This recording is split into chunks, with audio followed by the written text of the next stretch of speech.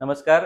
मी doctor Saurabh Patwardhan, नंदादीप नेत्रालय, सांगली इथून मी आज तुम्हाला आमच्या ऑपरेशन थिएटरची थोडक्यात एक झलक दाखवणार आहे, की आमच्याकडे कुठली-कुठली मशीन्स आहेत आणि त्याचा आम्ही वापर कसा करतो.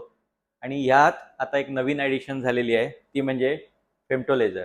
आणि हे फेमटो लेझर अद्ययावत आहे. याचा उपयोग काय होतो ते सांगतो मी तुम्हाला. याचा उपयोग हे पर्टिक्युलर जे मशीन आहे, ते मोतीबिंदूच्या ऑपरेशनमध्ये सुद्धा आम्ही वापरू शकतो. तसंच बुबुळाच्या आणि नंबर घालवायच्या ऑपरेशनमध्ये सुद्धा याचा वापर केला जातो. याला फेमटोसेकंड लेझर असं म्हणतात.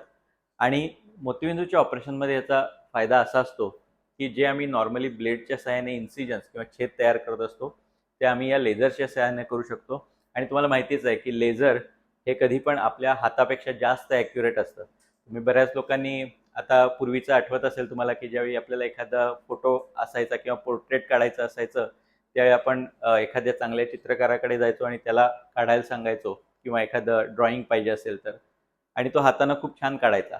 पण आजकाल हीच गोष्ट मशीन्स करू शकतात आणि ती या चित्रकारापेक्षा सुद्धा अधिक हुबेहूब, इतकंच नव्हे जास्त ॲक्युरेट आणि प्रिसाईज अशी चित्र काढून तुम्हाला देऊ शकतं.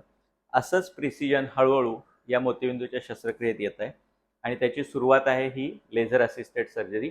याच्यामध्ये आम्ही इन्सिजन म्हणजे छेदच नव्हे, तर जो लेन्सचा पुढचा पार्ट असतो ज्याला आम्ही अँटी कॅप्सूल म्हणतो, त्याच्यावरचा सुद्धा एक सर्क्युलर आम्हाला रिंग काढायची असते, ती सुद्धा आम्ही या लेझरच्या सहाय्यानेच काढतो.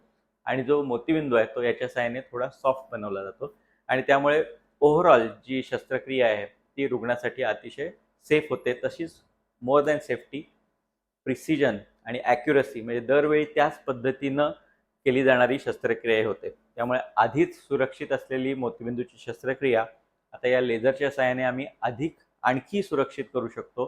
त्याचप्रमाणे अधिक ॲक्युरेट रिझल्ट्स याच्यामुळे आम्हाला मिळू शकतात. तर याविषयी आणखी माहिती पाहिजे असेल तर जरूर आमच्या रुग्णालयाला तुम्ही भेट द्या आणि आमचे काउन्सिलर्स तुम्हाला याविषयी अधिक माहिती देतील.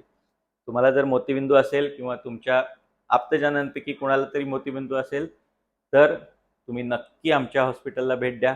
कारण आता जगात जी काही ॲडव्हान्स मशिनरी मोतीबिंदूच्या ऑपरेशनसाठी वापरली जाते, ती आता आमच्या इथे उपलब्ध आहे. धन्यवाद.